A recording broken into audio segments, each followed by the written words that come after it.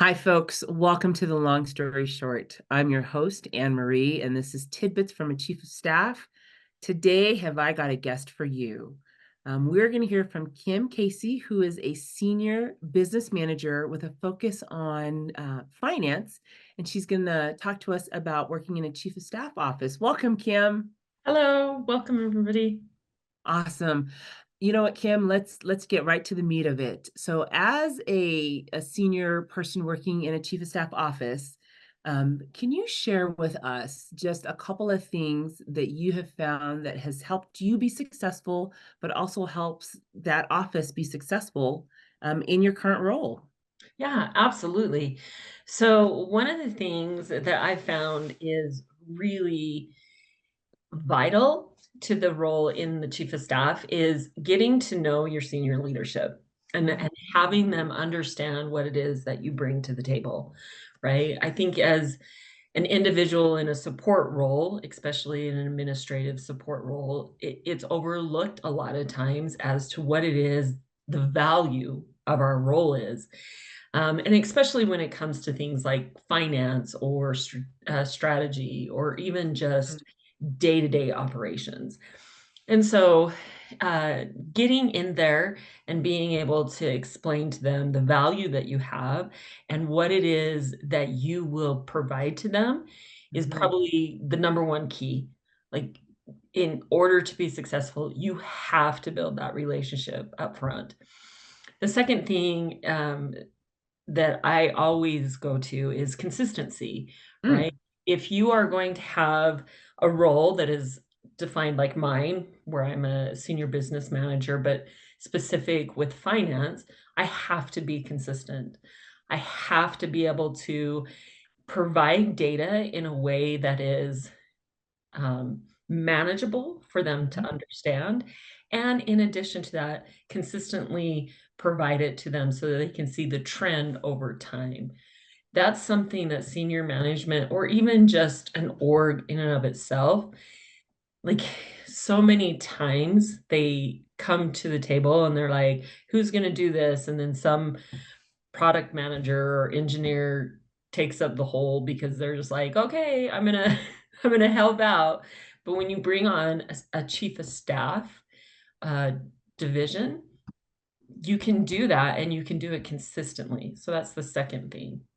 And the third thing that I think is really important in a chief of staff um, division is really just being vulnerable and listening to the needs, mm, mhm, right?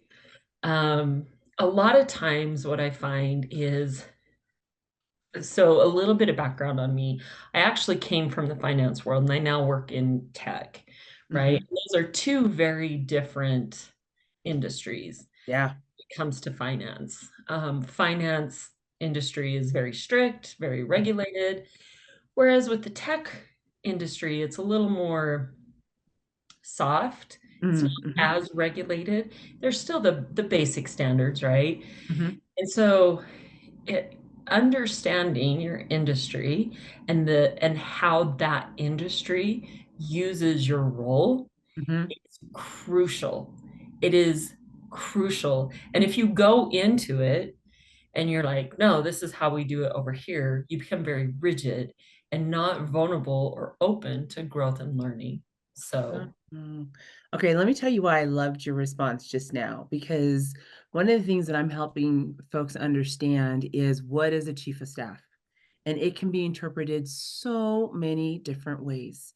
And mm, it's not that there's, the only way, but because there's such fluidity in that interpretation, the first thing you key in on is let me help you understand and set expectations properly so you understand how we're going to interact, what you're going to get from me, and what can be expected on a regular basis. And then when you talk about the consistency, it's not, well, today you're going to get this.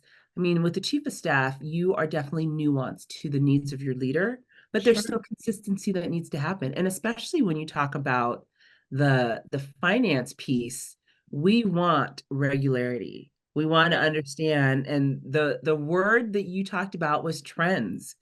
We want to see those trends because then we can make business decisions based on the Yeah, trends, but based on what's going on in the industry, based on what's going on in the in society at that time.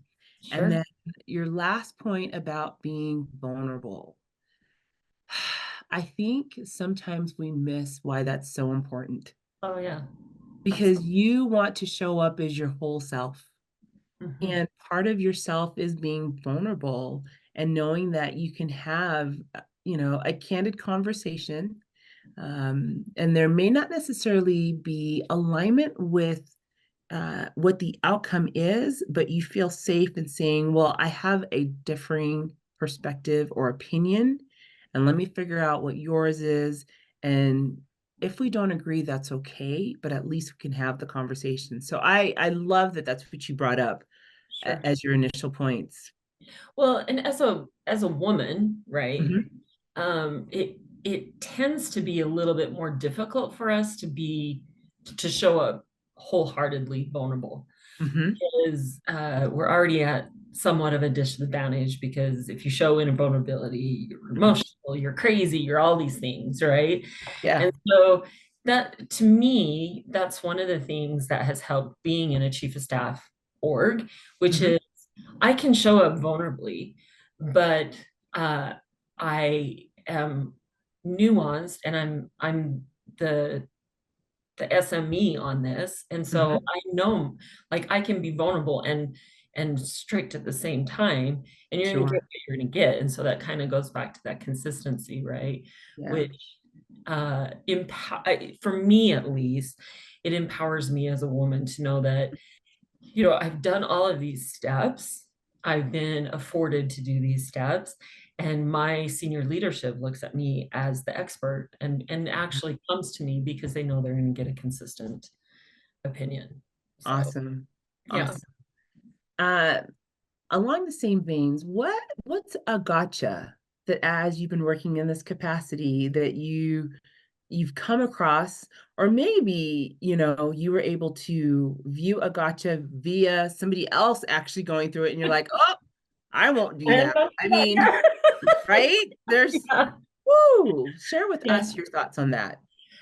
So the biggest gotcha that I got, again, coming from finance to tech, was uh, realizing that I was entering an industry where people really didn't care about finance. Like they were just like, I just want to know that I have the money. Just tell me how much and I'll go do. And the nuance of that was just like, what? Like you don't want to know why you have 250,000 and how to spend it and what the trend is over. Like that was the hugest gotcha for because I was putting in a lot of time to show all of that information. Hmm. And when I would get to where I could present it to certain individuals, they were just like, yeah, I don't care.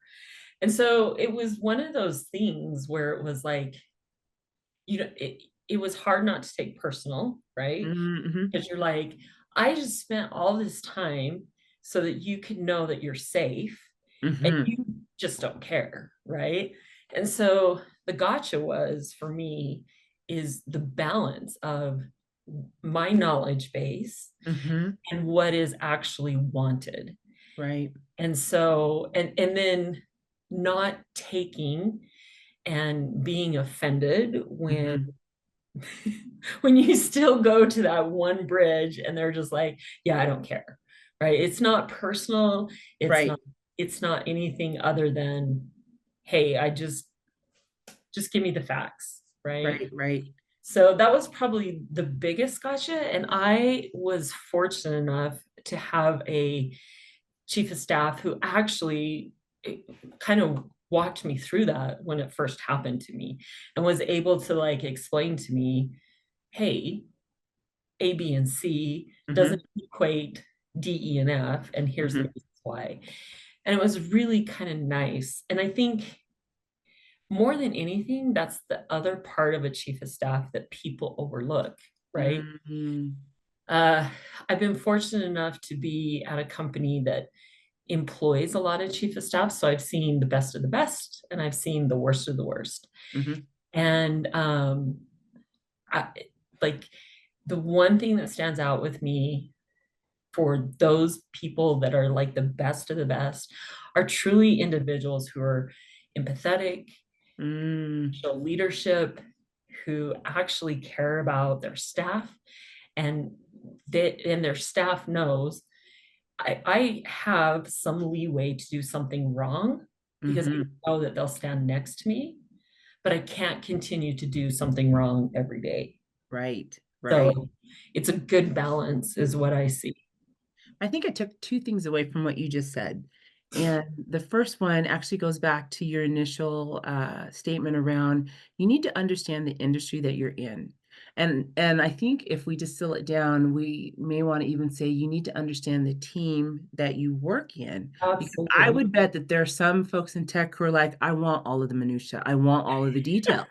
And so, balance. You Yeah. bring up the word balance. I think it's really important understanding where you're working, what is important for that group to be able to make decisions on the business.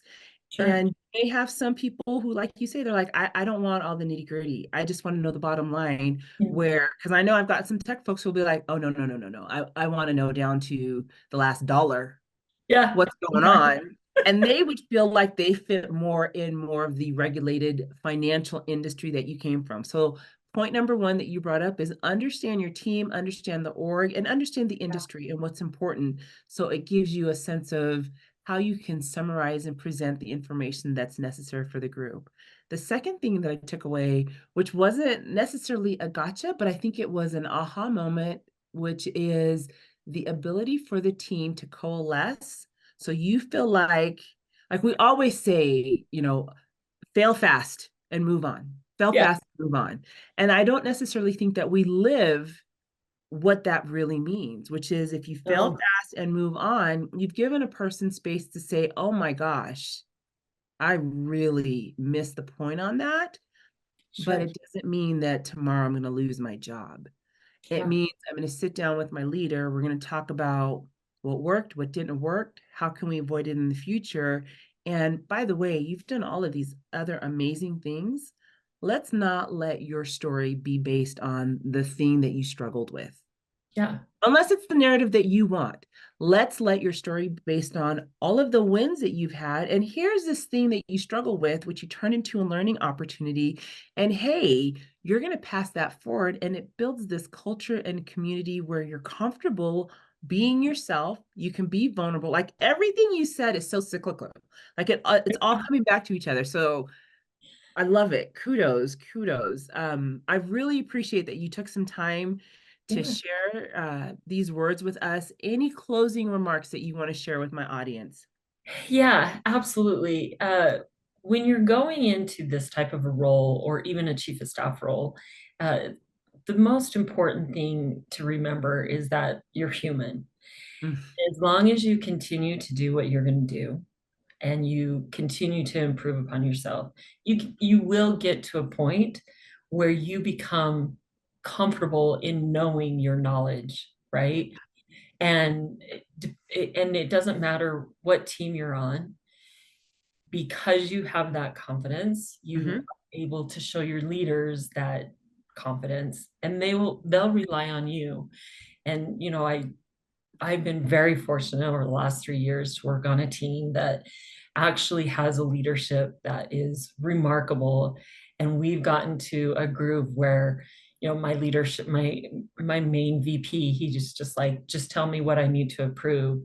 And that moment for me reiterated, oh my gosh, you trust what I say, Mhm. and I do it to a point that is impeccable enough for you to trust. Awesome. So that's what I would leave with them. Awesome. Thank you so much, You're Kim. I welcome. appreciated your time. Folks, this is the long story short tidbits from a chief of staff.